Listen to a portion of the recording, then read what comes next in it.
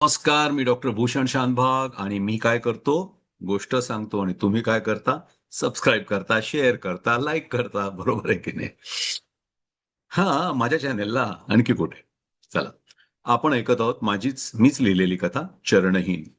चरणहीन ही कथा राणी दिद्दा, जी काश्मीरची एक राणी होती, तिच्या आयुष्यावर अवलंबून आहे. तर मागच्या भागापर्यंत आपण बघितलं, की दिद्दानी हळू काश्मीरच्या राजमहालावर आपली पकड बसवायला सुरुवात केली. पुढे काय झालं ऐकूया आजच्या भागामध्ये. तर चित्रलेखा आणि दिद्दा याच्यातील वादावादीची हकीकत अर्थातच तिखट मीठ लावून चित्रलेखानं आपल्या बापाच्या म्हणजे फाल्गुनच्या कानावर घातली. फाल्गुनला जरी आपली मुलगी कशी आहे हे माहीत असलं तरी लेकीच्या प्रेमामुळं तो दिद्दाच्या विरोधात जाणार हे तर उघडच होतं. त्या दिद्दानं त्याच्या न्याय देण्याच्या कामातही ढवळाढवळ सुरू केलेली. पैसे खाण्याचं त्याचं हक्काचं कुरण दिद्दानं त्याच्यापासून हिसकावून घेतलं होतं. त्यामुळे तिला क्षेमगुप्तापासून दूर करणं फाल्गुनसाठी पण आवश्यक व्हायला लागलं. पण फाल्गुन हुशार माणूस, त्याला कच्चा डाव टाकायचा नव्हता. त्याला अशा प्रकारे दिद्दाला हटवायचं होतं की तिला परत येण्याची संधीच मिळू नये. एकाच फटक्यात दिद्दाला कायमचं क्षेमगुप्तापासून दूर करणं फाल्गुनसाठी आवश्यक होतं. पण फाल्गुन सावध होता. कुठेही काही चुकलं तर आपली गातडी वाचवता आली पाहिजे हे तो जाणून होता. क्षेमगुप्ताचं हेर खातं त्याच्याच ताब्यात होतं.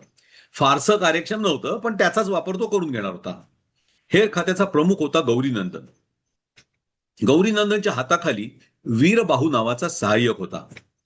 हा वीरभाऊ फाल्गुनच्या विश्वासातला होता. तो महत्वाकांक्षी होता. पण गौरीनंदन हा महाराज क्षेमगुप्ताच्या जवळचा होता. त्यामुळे गौरीनंदनला कधीच फाल्गुन काही करू शकणार नव्हता. तसंच गौरीनंदन जिवंत असेपर्यंत वीरबाहू कधी हेर खात्याचा प्रमुखही बनू शकणार नव्हता. फाल्गुनने काय केलं? वीरभाऊला बोलवलं. वीरभाऊ आल्यावर फाल्गुन त्याला खलबतखान्यात घेऊन गेला. फाल्गुननी सांगितलं, वीर भाऊ, एक अतिशय संवेदनशील खबर आहे. अचूक माहिती काढू शकलास तर नीट काम न केल्याचा ठपका गौरीनंदनवर ठेवून मी त्याला दूर करायला महाराजांना भाग पाडीन आणि तुला हेरखात्याचा प्रमुख करीन. आहे तयारी? वीरभाऊ ताबडतोब तयार झाला. पण ही खबर तुला मी दिली किंवा ही चौकशी करायला मी सांगितली हे जर उघड झालं तर मात्र मी तुझी बाजू घेणार नाही, घेऊ शकणार नाही. त्यामुळे माझं नाव उघड करायचं नाही. आहे कबूल? होय प्रधानजी, मी तुमचं नाव गुप्तच ठेवीन. ठीक आहे. 4-5 हुशार हेरांना लोहारीनला पाठव. राणी दिद्दाबद्दल जास्तीत जास्त माहिती काढायला सांग. ती 26 वर्ष बिनलग्नाची होती. तिचं बालपण, तरुणपणी तिचे कोणी जर प्रियकर असतील तर ते सर्व माहिती हवी आहे. 26 वर्षाची होईपर्यंत कोणी ना कोणी तिच्या आयुष्यात असणारच. तरुण मुलगी आपल्या भावना किती काळ दाबून ठेवणार? जास्तीत जास्त माहिती काढून आणायला सांग. ती त्या काळ्या मुलीच्या पाठीवर फिरायला जायची, पण कुठं जायची, कोणाला भेटायची, इतर सेवक नसताना कुठं जायची का, मला पूर्ण माहिती हवी आहे. होय प्रधानजी. थोडा वेळ लागेल मला माहिती आहे, पण माहितीत कुठेही कसं राहता कामा नये, समजलं? होय प्रधानजी. वीरभाऊ नमस्कार करून निघून गेला. 2 महिने वीरभाऊचे हेर लोहारीमध्ये फिरले, पण त्यांना दिद्दाच्या खासगी आयुष्याबद्दल काही फारशी माहिती मिळाली नाही. शेवटी ते परत आले. त्यांनी सर्व वृत्तांत वीरभाऊच्या कानावर घातला. वीरभाऊ फाल्गुनला भेटायला आला. प्रणाम प्रधानजी. प्रणाम. बोल, काय खबर आहे? प्रधानजी, मिळालेली सर्व बारीक सारीक माहिती यात लिहिलेली आहे. वीरभाऊनी एक गुंडाळी फाल्गुनच्या हातात ठेवली. पण थोडक्यात सांगायचं तर राणीसाहेबांच्या आयुष्यात पूर्वी कोणी पुरुष आल्याची माहिती काही मिळू शकलेली नाही. फाल्गुन क्षणभर विचारात पडला. ठीक आहे, हे बघ, राणी दिद्दा यांचा कोणीतरी प्रियकर होता ही खात्रीलायक माहिती माझ्याकडे आहे. तो तुझ्या हेरांना सापडला नाही याचा अर्थ ते कार्यक्षम नव्हते इतकाच होतो. पण हरकत नाही, जर तो सापडला नसला तर आपल्याला तयार करता येईल. तू स्वतः लोहारीनला जा. असा माणूस शोध जो महाराज क्षेमगुप्तांना किंवा इथल्या लोकांना माहीत नाही, पण राणी दिद्दा यांचा प्रियकर म्हणून पुढे आणता येईल.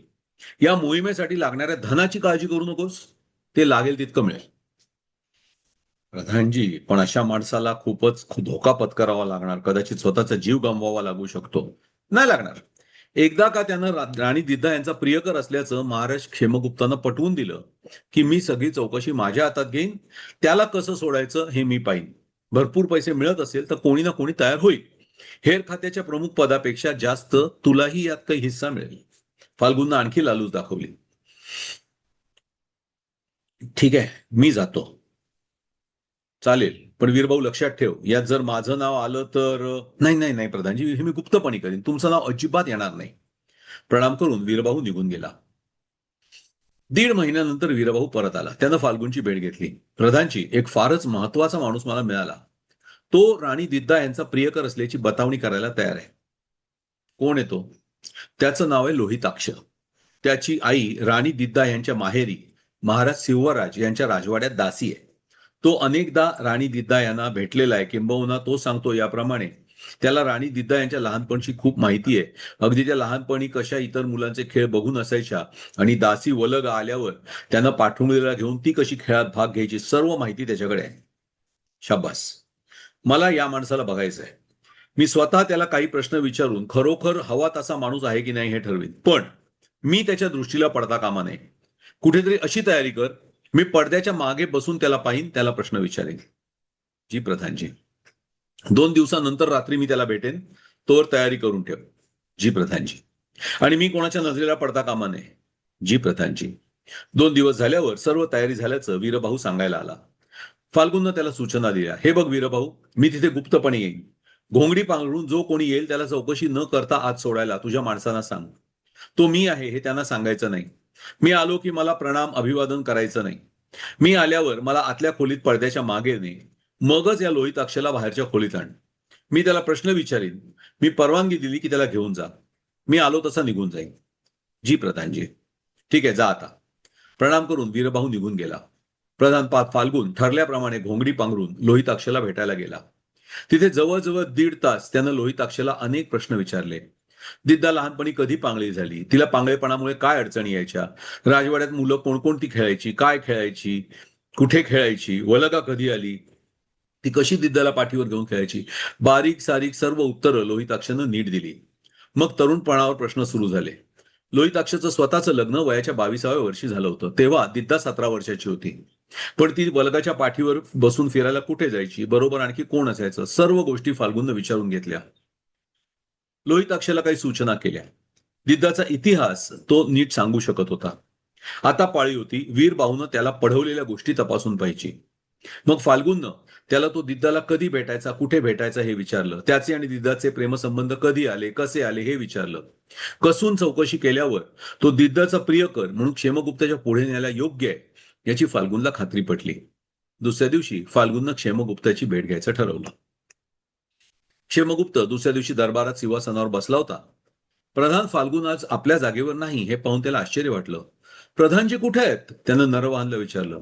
काही कल्पना नाही महाराज, नरवाहन उत्तरला. पुढे क्षेमगुप्त काय बोलणार तोच फाल्गुन महालाच्या दरवाजात आलेला दिसला. काय प्रधानजी, आज उशिरा? महाराज, क्षेमगुप्तानं प्रश्नार्थक मुखुद्रेने त्याच्याकडे पाहिलं. काय झालं प्रधानजी? महाराज, जरा काही गोष्टी बोलायच्या होत्या. थोडी महत्वाची बातमी आपल्या हेरखात्याकडनं कळली. मग बोला ना.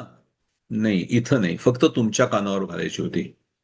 क्षेमगुप्तानं दरबारात हजर असलेल्या सरदारांना तिथंच थांबण्याचा हुकूम केला आणि तो फाल्गुनसह बाजूच्या दालनामध्ये गेला. बोला प्रधानजी, इतकी काय महत्वाची बातमी आणली तुम्ही? महाराज, कसं बोलू कळत नाहीये. म्हणजे बातमीत कदाचित गफलत असू शकते, पण खरी वाटते. नेमकं सांगाल का काय झालं? महाराज, क्षेमगुप्ताचा पारा आता चढू लागला होता. फाल्गुनला तेच होतं. प्रधानजी, नुसतं महाराज महाराज काय लावलंय, काय सांगणार आहात की नाही? सांगतो महाराज. आपल्या हेरखात्याला एक परका इसम आढळला. त्यांनी पकडून चौकशी केली तर कळलं की काय? क्षेमगुप्ताचा संयम आता संपत आला होता की तो लोहारींमधून आलाय. अधिक खोदून चौकशी केली तर तो असं म्हणतोय की त्याचे आणि दिद्दा राणींचे प्रेमसंबंध होते. काय? क्षेमगुप्त ओरडला. होय महाराज, आपल्या दासीच्या पाठीवर बसून दिद्दा राणी त्याला भेटायला जायच्या आणि त्यांच्या तिथे प्रेम भेटी व्हायच्या असं त्याचं म्हणणं आहे.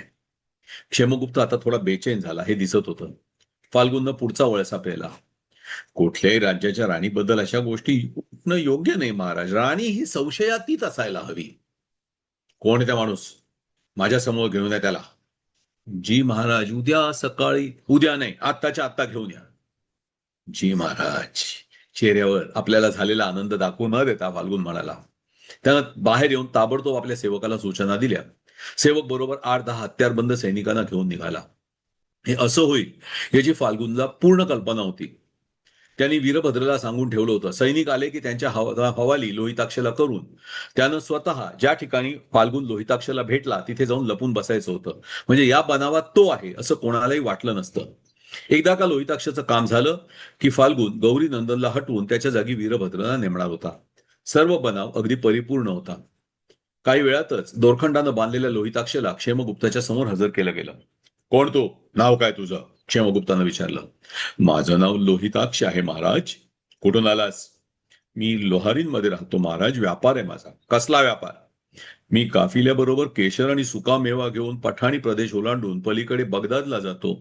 तिथं ते विकतो. तिथून तिथली मद्य आणि खजूर घेऊन परत लोहारींला येतो. मग इथे कशाला आलास? महाराज सांग पटापट. क्षेमगुप्ताचा आवाज चढत होता. महाराज, राजकुमारी दिद्दा आणि मी आम्हाला लग्न करायचं होतं महाराज. मग आमच्या प्रेमसंबंधाचा पत्ता महाराज सिंहराज यांना लागला. मी बगदादला गेलो असताना त्यांनी इथे राजकुमारींचा विवाह घाईघाईत तुमच्या बरोबर करून टाकला. तू बोलतोस याला पुरावा? तुम्ही हवं तर वलगाला विचारा. ती राजकुमारीला पाठीवर घेऊन मला भेटायला घेऊन यायची. प्रधानजी, वलगाला बोलवा. जी महाराज. फाल्गुननं वलगाला बोलवायला माणूस पाठवला. सगळ्या गोष्टी फाल्गुननं ठरवल्या तशाच घडत होत्या. महाराजांनी वलगाला बोलवलं आहे हे कळताच दिद्दा चमकली. वलगाला बोलवण्याचं काय कारण असावं तिला कळले. तिनं वलगाला सांगितलं, कशाला बोलवलंय मला माहित नाही, पण जर तिथे प्रधान फाल्गुन असतील आणि तुला अडचणीत आणणारे काही प्रश्न विचारले गेले तर स्पष्टपणे सांग. राणी दिद्दा जवळ असल्याशिवाय मी काहीही बोलणार नाही. मान हलवून वलगा सैनिकांबरोबर बाहेर पडली. क्षेमगुप्ताच्या समोर आल्यावर वलगानं त्याला प्रणाम केला. प्रधान फाल्गुन तिथे हजर होताच. मंत्री नरवाहन आणि सेनापती रक्क हे सुद्धा हजर होते. प्रणाम महाराज. ये इकडे. वलगा पुढे गेली. तिनं दोरखंडानं बांधलेल्या लोहिताक्षकडे बोट दाखवीत क्षेमगुप्तानं विचारलं, याला ओळखतेस? वलगानं नीट पाहिलं. मला याचं नाव माहित नाही महाराज, पण हा लोहारींमधला माणूस आहे. लोहारींमध्ये हा काय करायचा? महाराज, मला वाटतं राणी दिद्दा लहान असताना आजूबाजूची जी मुलं तिथं खेळायची त्यांच्यात हा असायचा बहुधा. शेवटचा तू याला कधी बघितलंस? नक्की नाही सांगता येणार महाराज, पण 7-8 वर्षापेक्षा जास्त काळ निश्चितच झाला. तो तर म्हणतो तू राणी साहेबांना घेऊन याला भेटायला न्यायचीस. महाराज माफ करा, पण हा माणूस निश्चित खोटं बोलतोय. मी कधीही एकट्या राजकुमारींना घेऊन कुठे गेलेले नाही. बरोबर किमान 8-10 तरी रक्षक आणि दासी असायच्याच. ही खोटं बोलते महाराज, लोहिताक्ष म्हणाला. महाराज, मला यापेक्षा जास्त काही सांगायचं नाही. तो हा खोटं बोलतोय. पाहिजे तर तुम्ही राणी दिद्दा यांना बोलवून चौकशी करा, वलगा म्हणाली. आता तेच करायला लागेल, क्षेमगुप्त म्हणाला. प्रधान फाल्गुन यांना त्यानं आज्ञा केली. प्रधानजी, जाऊन राणी दिद्दांना घेऊन या. क्षमा महाराज, मी त्यांना उचलून घेऊन इथे यावं लागेल. मी गेले तर चालेल का? वलगानं विचारलं. तू आणि राणी दिद्दा यांनी परस्पर काही ठरवलं तर ते मला नको आहे. हवं तर प्रधानजींना बरोबर राहू दे, पण राजकुमारी एकट्या चालत यायच्या तर त्यांना खूप वेळ लागेल. क्षणभर विचार करून क्षेमगुप्त म्हणाला, ठीक आहे, पण प्रधानजी सतत तुझ्या बरोबर असतील. तुला राणी साहेबांची एक अक्षरही बोलायची परवानगी नाही. वलगा आणि फाल्गुन दिद्दाच्या महालाकडे निघाले. दिद्दाच्या महालाबाहेर एक स्त्री रक्षक पहारा देत उभी होती. वलगानं तिला बोलवलं आणि म्हणाली, प्रधानजींना राणी साहेबांशी बोलायचंय. मी मी मला मला काहीच बोलायचं नाही, फाल्गुन म्हणाला. ठीक आहे, तुम्ही नका बोलू. तू आज जा ग, इराला बाहेर बोला. फाल्गुन म्हणाला, महाराजांनी तुला राणीसाहेबांशी बोलायला मनाई केली आहे. वलगा शांतपणे उत्तरली, मी इराशी बोलणार आहे, राणीसाहेबांशी नाही. इतक्यात इरा आलीच. इरा राणीसाहेबांना सांग, महाराजांनी मला त्यांच्याशी बोलायला मनाई केली आहे, पण लोहारींचा एक माणूस त्यांचे राणी साहेबांबरोबर प्रेमसंबंध असल्याचं सांगतोय. त्या चौकशीसाठी त्यांना महाराजांनी बोलवलंय. इरा आत निघून गेली. प्रधानजी, मी ना राणीसाहेबांजवळ काही बोलले ना त्यांना काही खोटं कळवलं किंवा काही करायला सुचवलं, वलगा म्हणाली. फाल्गुन गप्प राहिला. थोड्या वेळात वलगाला आत बोलावणं आलं. फाल्गुन सुद्धा तिच्याबरोबर आत शिरला. दिद्दा तयार होती. पूर्ण काश्मीरी पेहराव तिनं घातला होता. आपल्या दोन्ही खांद्यांवरून एक भर जरी काश्मीरी शाल पांघरली होती. वलगा दिद्दाच्या समोर जाऊन गुडघ्यांवर तिच्याकडे पाठ करून बसली. दिद्दानं तिच्या खांद्यांवर आपले हात टाकल्यावर वलगानं तिला पाठुंबीला घेतलं. उभी राहून ती फाल्गुनला म्हणाली, चला. सगळेच दरबाराच्या दिशेनं चालू लागले. महाराज क्षेमगुप्त बेचैन झाले होते. बराच वेळ झाला, पण प्रधान फाल्गुन राणी दिद्दाला घेऊन आला नव्हता. त्याला येताना दिसताच क्षेमगुप्त उभा राहिला. दिद्दाला पाहताच लोहिताक्ष राजकुमारी राजकुमारी हाका मारू लागला. त्याच्याकडे दुर्लक्ष करत दिद्दानं वलगाला खूण केली. वलगानं तिला खाली उतरवलं. उजव्या पायावर भार टाकून दिद्दा उभी राहिली. प्रणाम महाराज, तातडीनं बोलावणं पाठवलं. या राणी सरकार, हा माणूस म्हणतोय की तुमचे आणि त्याचे संबंध होते. दिद्दानं आता त्याच्याकडे निरखून पाहिलं. मी याला ओळखते, हा लोहारींमधला आहे, पण प्रेमसंबंध तर राहू दे, मला याचं नावही माहित नाही. प्रधानजी, यावर तुमचं काय म्हणणं आहे? क्षेमगुप्तानं विचारलं. महाराज, केवळ राणी सरकार म्हणतात त्यावर विसंबून आपण काही ठरवू शकत नाही. बरोबर आहे प्रधानजी, फक्त माझा शब्द स्वीकारणं हे योग्य ठरणार नाहीच. दिद्दा म्हणाली. महाराज, तुमच्या सगळ्यांच्या समोर मी याला काही प्रश्न विचारले तर चालेल? क्षेमगुप्तानं होकारार्थी मान डोलावली. मग ती लोहिताक्षकडे वळली आणि तिने विचारला, तर तूच सांग, प्रेमसंबंध म्हणजे आपले नेमके किती जवळचे संबंध होते? फाल्गुननं लोहिताक्षला पढवून ठेवल्यानुसार तो बोलत होता. असं काय बोलताय राजकुमारी, आपलं प्रेम होतं एकमेकांवर, लग्न करणार होतो आपण.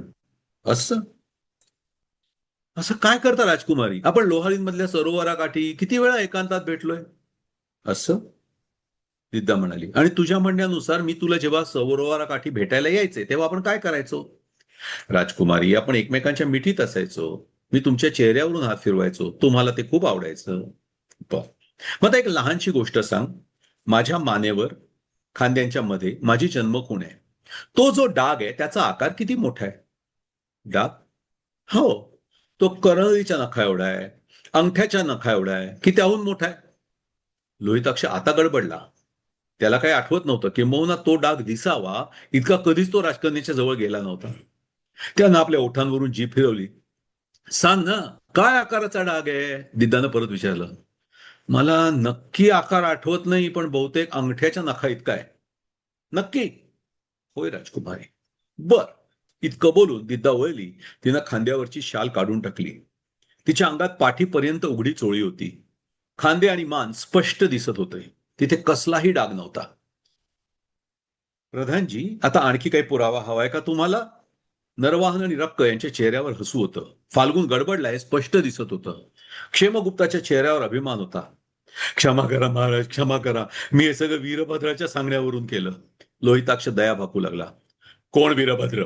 लोहिताक्षनं सगळा प्रकार सांगितला. आपण पैशाच्या मोहापायी याला तयार झालो हे सुद्धा सांगितलं. पण आपल्याला रात्री येऊन प्रश्न विचारणारा कोण हे मात्र तो सांगू शकला नाही. त्यानं प्रश्न विचारणाऱ्याला पाहिलंच नव्हतं. महाराज, आपल्या हेर खात्याचा एक उपप्रमुख वीरभद्र नावाचा आहे, तो तर नसेल? प्रधान फाल्गुननं विचारलं. याला घेऊन जा आणि याचं डोकं मारा. राणी सरकारांच्या नावावर चिखल उडवायचा गुन्हा यानं केलाय. क्षेमगुप्तानं लोहिताक्षकडे बोट दाखवत सांगितलं. आणि प्रधानजी, हा कोण वीरभद्र आहे त्याला उद्या माझ्या समोर आणा. जी महाराज. राणी दिद्दा, तुम्ही ज्या चतुराईनं स्वतःवर झालेल्या गलिच्छ आरोपांचं खंडन केलं ते उल्लेखनीय आहे. यापुढे तुमच्यावर कोणीही कसलाही आरोप केला तरी आम्ही तिकडे लक्ष देणार नाही. तुम्हाला याबद्दल आम्ही काही बक्षीस देऊ इच्छितो, पण काय द्यावं लक्षात येत नाहीये. क्षेमगुप्ता म्हणाला. मी सांगू? दिद्दानं विचारलं. सांगा. यापुढं मला तुमच्या बरोबर दरबारात हजर राहण्याची परवानगी मिळावी. इतकंच ना? दिली. खुश? अगदी खुश. ते निसांज होता होता फाल्गुन क्षेमगुप्ताला भेटायला आला. महाराज, एक बातमी द्यायची होती. काय झालं प्रधानजी? माझ्या माणसांनी वीरभद्रला शोधून काढलं. तो एका घरात लपल्याचं समजलं म्हणून त्यांनी घराला वेढा घातला. पण ते वीरभद्र पर्यंत पोहोचायच्या आधीच त्यानं विष खाऊन जीव दिला होता. हा, म्हणजे नक्की तोच गुन्हेगार होता. पण राणी साहेबांवर असं बालन टाळून त्याला काय मिळणार होतं ते आता आपल्याला कधीच समजणार नाही महाराज. ठीक आहे, या तुम्ही. मात्र यापुढे असं काही झालं तर पुरती शहानिशा केल्याशिवाय कुठल्याही माणसाला माझ्यासमोर आणू नका. जी महाराज, चूक झाली माझी. या. वीरभद्रला मारून टाकून आपण आपल्यापर्यंत आलेल्या कटाची कुठलीही तार पोहोचणार नाही याची काळजी घेतली याबद्दल फाल्गुनला समाधान वाटलं. चुकायला वाव नसलेली योजना पूर्णपणे फसली होती. हा भाग थांबूया इथेच. पुढे काय झालं तुम्हाला उत्सुकता असेलच, हो ना? पुढच्या भागात ऐकूया. ऐकत राहा चरणहीन. धन्यवाद.